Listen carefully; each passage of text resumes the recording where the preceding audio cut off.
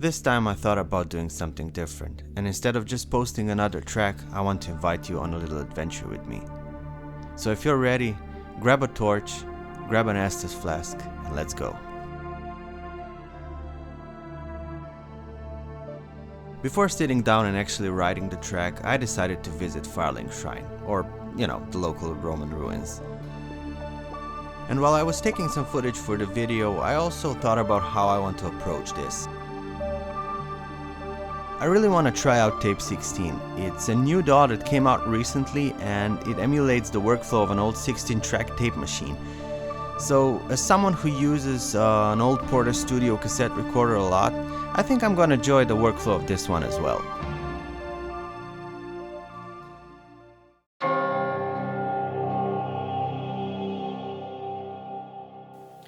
Alright, so for the first quest I have to find a musical idea to get this track going.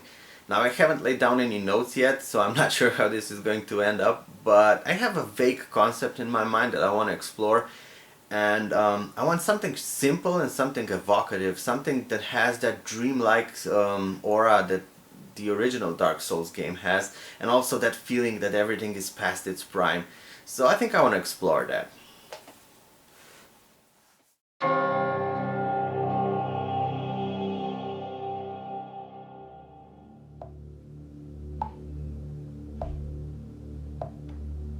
I laid the foundation in the main idea of the track using my MIDI controller and an analog lab patch and something called Obscura, which is a free instrument. I recorded both of them simultaneously simply because I thought of them as being one single sound. The Obscura one has more of an ambient texture, it's not very melodic. But the Analog Lab one has more of a string sound mixed with, a lot of reverb and some ambient textures in the back.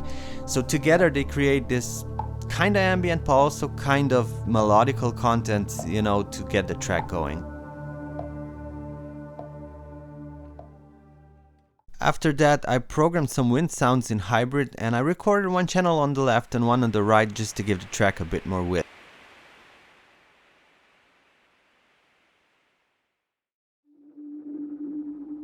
After adding some more ambient sounds to the track in form of birdsong and even more wind, I moved on to the main course, which was recording the Siel orchestra. Unfortunately, the brass section on the Siel decided not to work today, so after fiddling with it for about half an hour, I just, decided to count my losses and move on and choose something else to double the melody. So I picked this Prophet 5 brass patch, which I think works pretty well.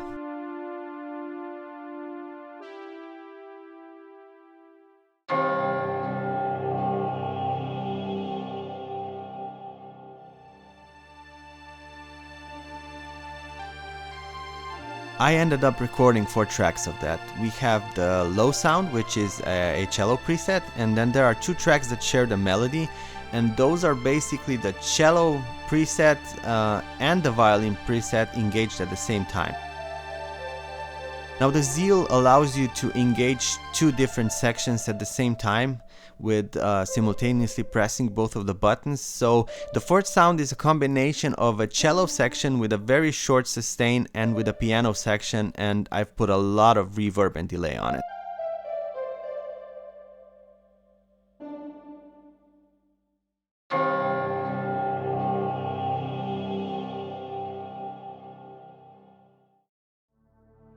One thing I haven't planned for this song was using a sequence, and I think it has to do with the fact that I just didn't think about this direction when I started.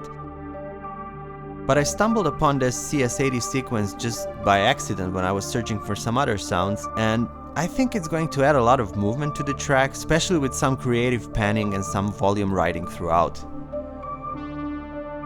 The addition of the sequence, I think, also adds that 80's B-movie soundtrack quality to the track, which I actually don't mind because I'm a huge fan of Goblin and Tangerine Dream and all the work they did for the movies back in the 70s and the 80s. And I'm actually kinda stoked it turned out this way.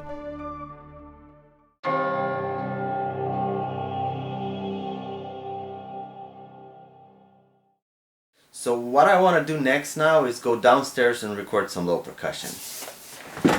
The original idea was to mic up and record only the floor tom, but once I started playing along to the track, I decided I liked the sound of all three toms being played. And after that, I also overdubbed some cymbal swells and hits, and I think that added a lot of movement and depth to the track.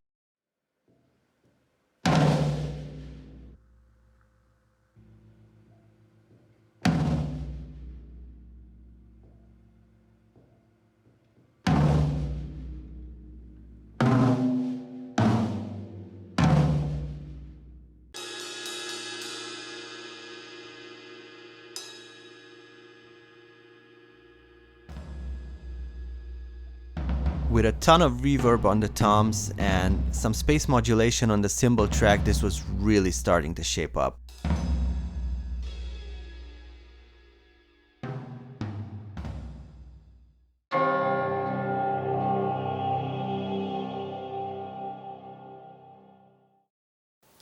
Okay, so I have pretty much everything recorded now, and I'm still not quite happy with the middle section, you know, the middle 8 that's supposed to be a bit more atmospheric and light.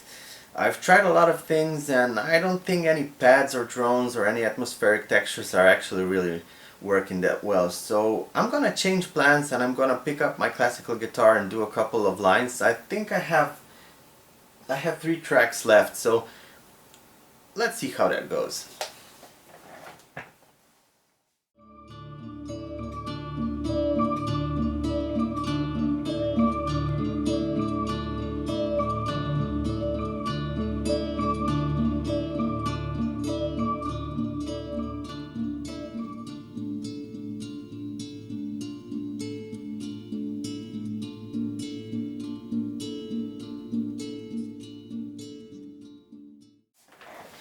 Okay, so I recorded the guitars, and I actually really like what happened. I didn't plan it, but I think in the end it gives it the feeling I was looking for, and it still retains a bit. It's not as bright as I thought it's going to be, but the very delicate sound of classical guitars harmonizing, I think that's the feeling I was looking for.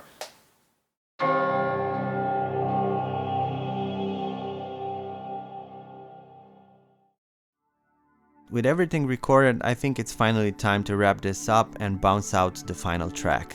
And the way Tape 16 handles this part is not unlike using any other tape machine, because you have to do it in real time, and that allows for some creative choices during this part. So instead of waiting around for the software to render the track, it becomes a bit of a performance in itself. As you're going to see, I'm going to write the faders, play with the panning, especially on the sequence part, and I'm going to add some little tape effects on the track as it's being bounced, just by clicking around on the interface, and that adds tape flanging and all sorts of cool stuff. And with all of that said, I will leave you with the finished result now. Hope you enjoyed the track, and of course thank you for coming with me on this little adventure. Cheers!